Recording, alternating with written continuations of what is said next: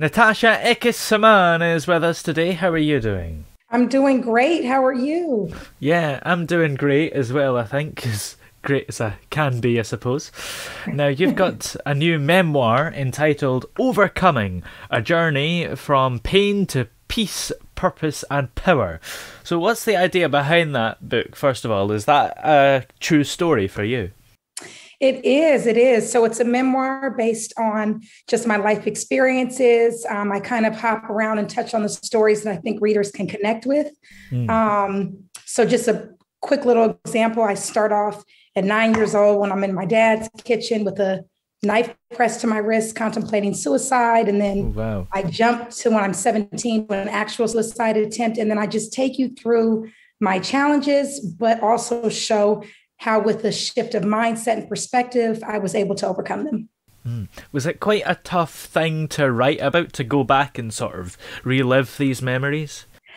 Honestly, a lot of people ask me that, and it wasn't really. I mean, talking about your story, of course, it requires authenticity and opening up. But Yeah. this is stuff that I've really recovered from a long time ago.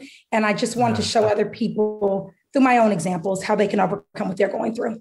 yeah, so I guess does it have a more sort of cathartic thing about it? Does that maybe release a lot of emotion when you're writing about something and not keeping it all in? It does. It does. I've always used that as a way to release what I'm going through. I've always written in journals, which I kind of dug back up before I wrote this book.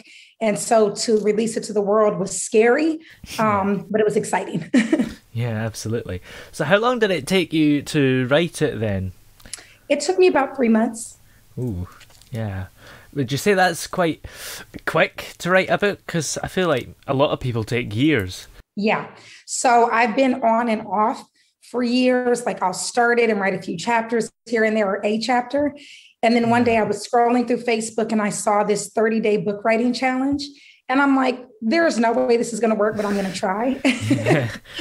Did I do it in 30 days? Absolutely not. It took me three times, that amount of time, but Yeah. it's amazing. He just keeps you on track every day with, work for 30 minutes, work for an hour. The times he said work for an hour, sometimes I would work for like 5 hours straight, but eventually I got it done.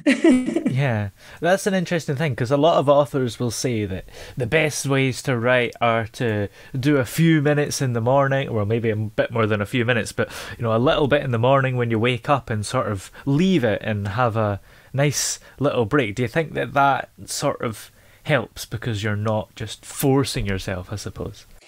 Yes, well, because I own a hair salon, so I'm just super busy during the day. I have Yeah. 3 kids here, my husband. I did do that as well. The mornings I would work for an hour or two. Then in the evenings, I would, do a few hours. But on my off days, I was literally just in the zone, almost all day. Yeah. Was there anything in your life that you maybe wanted to put in the book, but maybe completely forgot about, and it wasn't till you'd finished it that you wanted to kind of fit in? Absolutely. There were a few things that's crazy, like just in random conversation with clients, a memory would pop up, and you're like, how did I forget this? This was a huge thing in my life, right? Yeah. But I say, whatever, maybe if I do a volume two, I can add it. Oh yeah, absolutely. Are you thinking about doing a volume two?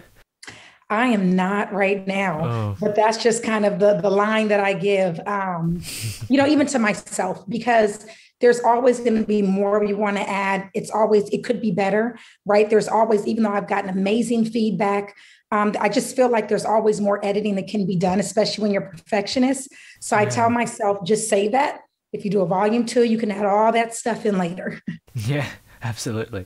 So have you written other books, or is this just a kind of one book you've written and that's it? This is the only one. Excuse me. When I was younger, I had a few poems published. So, little things here and there. I've always loved to write. I've always loved to read. Like I Yeah. have a huge bookcase, just full of books, but this is the first one I've written.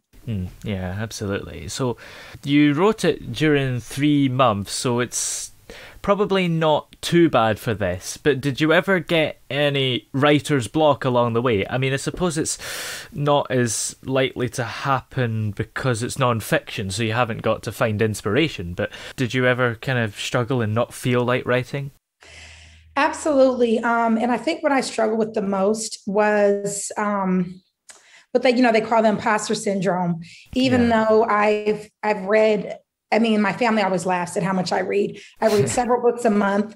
As I said, I own a hair salon. The first hair salon that I worked at, they would laugh because underneath where everybody had their products and supplies, I would have books stacked. So before I was super busy, I would always have books tucked under there to read in between clients.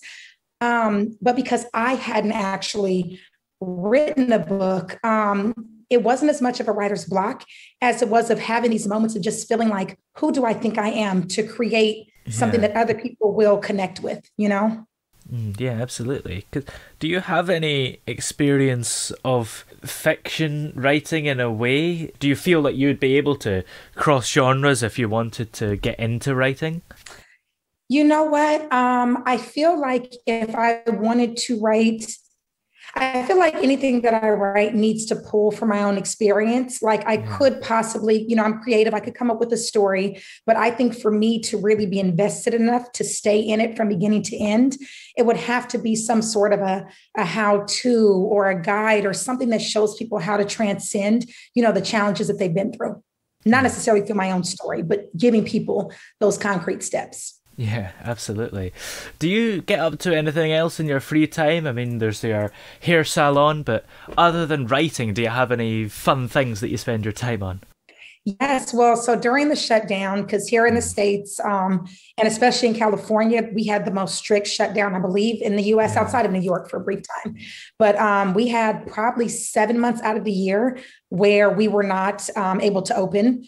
And so I had already been I'm into everything like spiritual. Yeah. So I read tarot cards. I love to do that. I am Reiki certified. So I did a course for that. I love to travel with my family. So even though we were supposed to be in Italy and Morocco during this lockdown, we were able to just drive up and down the coast. So that's really what I love to do. But during the shutdown, I started a one-on-one coaching business. So I've been doing, I'm an empowerment mentor for clients. Yeah.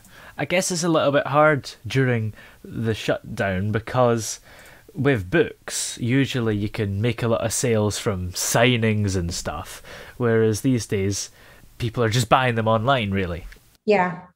That is where the blessing of my hair salon is just, it unfolds because I've had my salon. I opened my own salon about 10 years ago. I've been in the business for 15 years and I'm booked, weeks out, and we're like a sisterhood, right? We support one another. Every single one of my clients who's written a book, I always purchase it. I always read it. And I was so moved by the way they rallied around me. Like my clients, I was too scared to even post online that I had written a book because I was so scared of how it would be received. And my clients started posting and tagging me. And I ended up hitting the #1 new release in like 3 categories. I enrolled my book on the Kindle Select on Amazon. It became #1 in all the memoirs within a few days. Wow. So the sales have been going pretty well. Yeah, absolutely. Well, where are we able to find your book if we are interested in helping those sales? Yes, please do.